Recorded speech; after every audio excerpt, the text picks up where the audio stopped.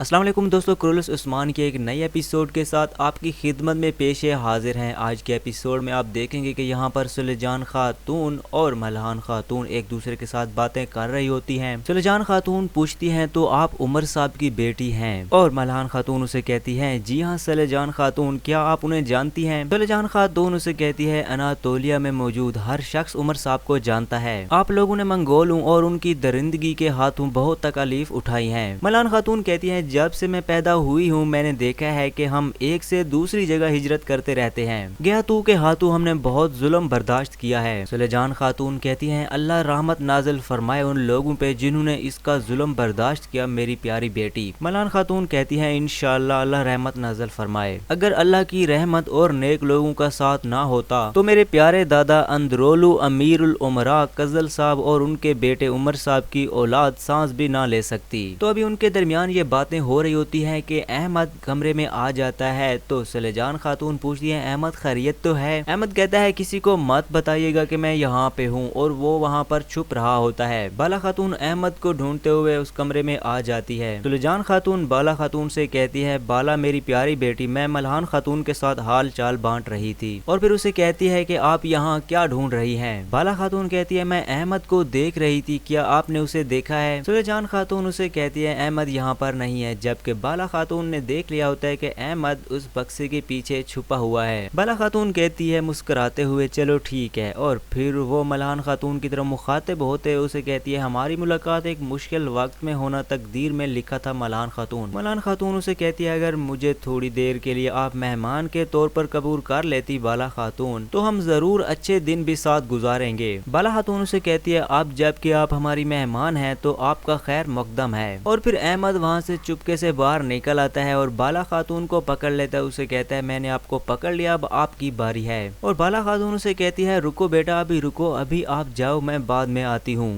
بالا خاتون سے ملہان خاتون پوچھتی ہے یہ آپ کا بیٹا ہے کیا؟ بہت ہی پیارا ہے ماشاءاللہ۔ بالا خاتون اس مسکراتے ہوئے کہتی ہے نہیں یہ میرا بیٹا نہیں ہے، احمد پورے قبیلے کا بیٹا ہے۔ اور بالا خاتون اسے بتاتی ہے کہ احمد یتیم ہے، وہ ایک شہید کا بیٹا ہے۔ یہ سن کر ملہان خاتون تھوڑی اداس ہو جاتی ہے اور بالا خاتون سے کہتی ہے اللہ آپ کے بخت بخیر کرے۔ ملہان خاتون سلیجان خاتون کی طرف مخاطب ہوتے ہوئے اسے کہتی ہے اگر آپ کی اجازت ہو تو میں اپنے سپاہیوں کے پاس جانا چاہتی ہوں۔ سلیجان خاتون اسے کہتی ہے اجازت ہے بیٹی، آپ جا سکتی ہو۔ اس کے بعد ملہان خاتون سلیجان خاتون کے خیمے سے چلی جاتی ہے اپنے سپاہیوں کے پاس۔ اس کے بعد بالا خاتون سلیجان خاتون کے ساتھ بیٹھ جاتی ہے اور بالا خاتون سے سلیجان خاتون پوچھتی ہے کہ آپ کا اس عورت کے بارے میں کیا خیال ہے؟ بالا خاتون کہتی ہے کہ ہم جانتے ہیں کہ وہ کون ہے لیکن ہم نہیں جانتے کہ وہ یہاں کیوں آئی ہے سلیجان امی۔ سلیجان خاتون اسے کہتی ہے کیا یہ اشکار نہیں ہے بیٹی، جس کا کوئی مقصد نہیں ہوتا وہ راستے سے بھٹک جاتا ہے اور اپنی منزل کھو دیتا ہے، اور باقی یہ جاننا ہمارا کام نہیں ہے۔ بالا خاتون بھی ہاں میں ہاں ملاتے ہوئے اسے کہتی ہے یقیناً یہ ہمارا کام نہیں ہے، اور بالا خاتون کہتی ہے کہ وہ ضرور ہمارے سردار کو بتائے گی کہ وہ یہاں کیوں آئی ہے۔ سلیجان خاتون بالا خاتون سے کہتی ہے کہ کسی دانشور کا قول ہے کہ بیٹا باپ کا راز ہوتا ہے، یہ ظاہر ہے کہ وہ اپنے بابا کی طرح بہادر ہے۔ اس کے بابا عمر سردار ایک بہت اہم شخصیت کے حامل سردار تھے بیٹی، ان کا قبیلہ سب کی طرح انقرا سے گرمیان کی سرزمین کی طرف ہجرت کر گیا۔ کون سی ایسی سرزمین ہے جہاں پہ انہوں نے ہجرت نہیں کی، اور اب دیکھتے ہیں کہ اس بار ان کا پڑاؤ کہاں ہوگا۔ سلیجان خاتون کی یہ بات سن کر بالا خاتون تھوڑی گھبرا سی جاتی ہے۔ یہاں پر کومار اور بامسی صاحب ایک دوسرے کے ساتھ باتیں کر رہے ہوتے ہیں۔ کومار بامسی صاحب سے کہتا ہے کہ یہ سب میری وجہ سے ہوا، بامسی صاحب سب میری وجہ سے ہوا، میں نے آپ کی بات نہیں مانی، مجھے یہاں نہیں ہونا چاہیے۔ بامسی بے اسے کہتے ہیں تم اور کیا کر سکتے تھے؟ ابھی ان دونوں کے درمیان یہ باتیں ہو رہی ہوتی ہیں کہ عثمان بے خیمے میں آ جاتے ہیں۔ جب عثمان بے اندر آتے ہیں تو بامسی بے اس کے استقبال میں کھڑے ہو جاتے ہیں، تو یہاں پر عثمان بے کہتے ہیں استغفر اللہ بامسی صاحب استغفر اللہ، اور عثمان بے بامسی بے کو بیٹھنے کا کہتے ہیں۔ پھر یہاں پر کمار موجود ہوتا ہے اور وہ عثمان بے سے کہتا ہے کہ بامسی صاحب کسی کی بھی بات نہیں مانتے، عثمان بے اس حالت میں بھی نماز ادا کرنا چاہتے ہیں۔ عثمان بے بامسی بے سے کہتے ہیں کہ بامسی بے ہم اس سازش کا شکار کیسے ہو گئے؟ بامسی بے اسے کہتے ہیں کہ ہمارے قبیلے میں جو غدار ہے اسی کی وجہ سے، جسے ہم ابھی تک ڈھونڈ نہیں پائے۔ عثمان بے کہتے ہیں کہ جلد از جلد ہم اس غدار کو تلاش کر لیں گے، ہم اسے ڈھونڈ کر اس کو چیر کر اسے کتوں کی خوراک بنا دیں گے، لیکن مجھے اس سے پہلے گورنر یورگو سے ملنا ہوگا۔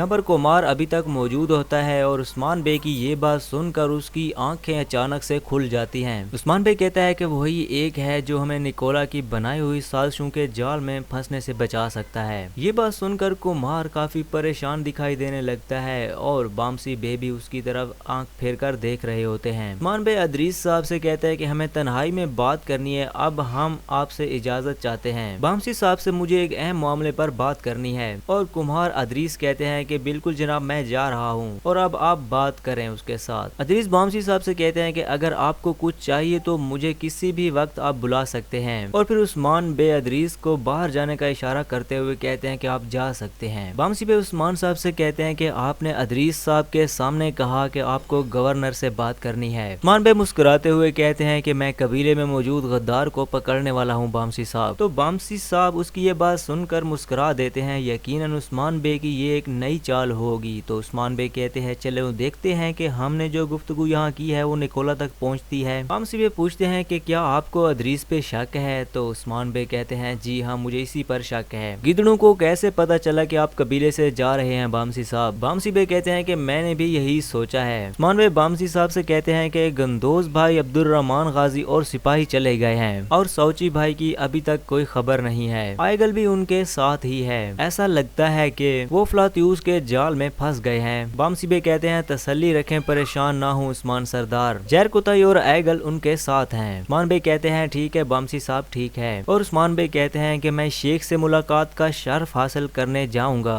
अब आप ठीक लग रहे हैं माशाअल्लाह। बामसी बे उस्मान साहब का शुक्रिया अदा करते हैं और उसे कहते हैं शुक्रिया शुक्रिया उस्मान साहब, अगर अब जा रहे हैं तो मेरा सलाम और नेक तमन्नाएं उनको जरूर देना। जब मैं ठीक हो जाऊंगा तो उनसे मुलाकात जरूर करूंगा। उस्मान साहब मुस्कुराते हुए कहते हैं ठीक है बामसी साहब, ठीक है। और बामसी बे का शुक्रिया अदा करते हुए उस्मान साहब वहाँ से चले जाते हैं। यहाँ पर बोरान सिपाही की महबूबा काम कर रही होती है और बोरान सिपाही भी वहाँ पर पहुँच जाता है और बोरान सिपाही कहता है आसानी हो गोंचा खातून। गोंचा खातून मुस्कुराते हुए उसका शुक्रिया अदा करती है। बोरान सिपाही उससे पूछते हैं कि ये आप क्या कर रही हैं? गोंचा खातून उसे बताते हैं कि ये सोगूत फलाही मरकज भेजने के लिए सामान और कुछ खाने पीने की अशिया है। शुक्रगुजार है हम बाला खातून के जो उसने मुश्किल वक्त में भी गरीबों का ख्याल रखती हैं। बोरान सिपाही मुस्कुराते हुए कहते हैं कि अल्लाह उन पे अपना रहम फरमाए। गोंचा खातून काफी खुश नजर आ रही होती हैं और बोरान सिपाही से कहती हैं अल्लाह आपसे राजी हो बोरान। और वो उसे कहते हैं कि मैंने सुना है कि आपने बाला को गद्दार से बचाया है। और वो उसे कहती हैं कि अगर आप ना होते तो शायद क्या होता। तो बोरान सिपाही कहते हैं कि अल्लाह हमारे सरदार की उम्र दराज करे गोंचा खातून। उसके बाद गोंचा खातून ये मटका उठाने की कोशिश करती है तो बोरान सिपाही उसे कहता है कि गोंचा खातून आप ये क्या कर रही हैं, रुकें। तो बोरान से कहती है कि आपको क्या लगता है कि मैं बहुत नाजुक हूँ या आपको इस बात का खौफ है कि मुझे आसानी से तकलीफ पहुँच सकती है। और जैसे ही गोंचा खातून वो मटका उठाने की कोशिश करती है तो बोरान सिपाही उसका सहारा बन जाता है और मटका उसके साथ उठवाता है। तो यूं ही वो उठवाता है मटका तो बोरान सिपाही का हाथ गोंचा खातून के हाथ पर आ जाता है और गोंचा खातून उसका हाथ देखकर काफी खुश हो जाती है अपने हाथ पर। गोंचा खातून बोरान सिपाही की तरफ भी देखती है और अपने हाथ की तरफ भी देखती है। वहाँ पर बोरान सिपाही उसे कहता है कि मैं जानता हूँ कि आप नाजुक नहीं हैं, लेकिन अगर आपको तकलीफ पहुँचती है तो